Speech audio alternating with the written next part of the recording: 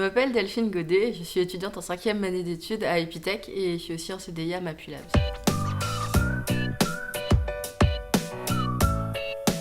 Alors oui, c'est des noms que je connais bien. Donc Ada Lovelace, c'est la première personne à avoir écrit un algorithme pour faire fonctionner une machine de calcul. Et Greg Hooper, c'est la personne qui est à l'origine des tout premiers langages de programmation, comme on les connaît, c'est-à-dire avec du vocabulaire qui se rapproche beaucoup plus de l'anglais.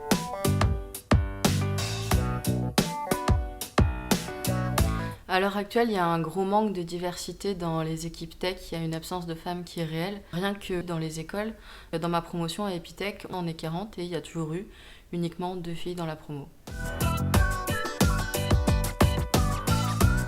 C'est dû à un problème culturel et éducationnel car on va faire une différenciation dès le plus jeune âge où on va donner des jouets différents à des garçons et à des filles.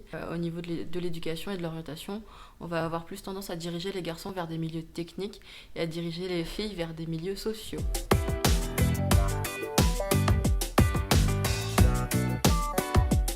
Je fais partie de l'association EMA. C'est une association qui promeut la diversité dans le milieu du numérique, donc la mixité de genre. On va passer par des actions de sensibilisation, de formation notamment, parce qu'on pense que c'est très important de faire découvrir le milieu du numérique à un maximum de personnes et dès le plus jeune âge pour éviter la formation de stéréotypes.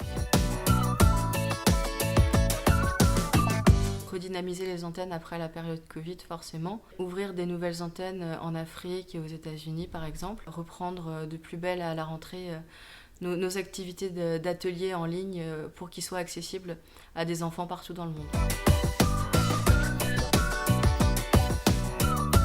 Il n'y a pas de femmes développeuses à Mapulabs, il n'y a pas d'hommes développeurs, il y a juste des développeurs, c'est des humains, ils communiquent ensemble et j'ai vraiment jamais senti de différenciation au sein de l'équipe à ce niveau-là. Même s'il y a des stéréotypes, il faut pouvoir passer au-dessus et une fois qu'on est dedans, on se rend compte que les stéréotypes, ils sont complètement faux. N'importe qui peut le faire et il suffit juste de ne pas hésiter à se lancer.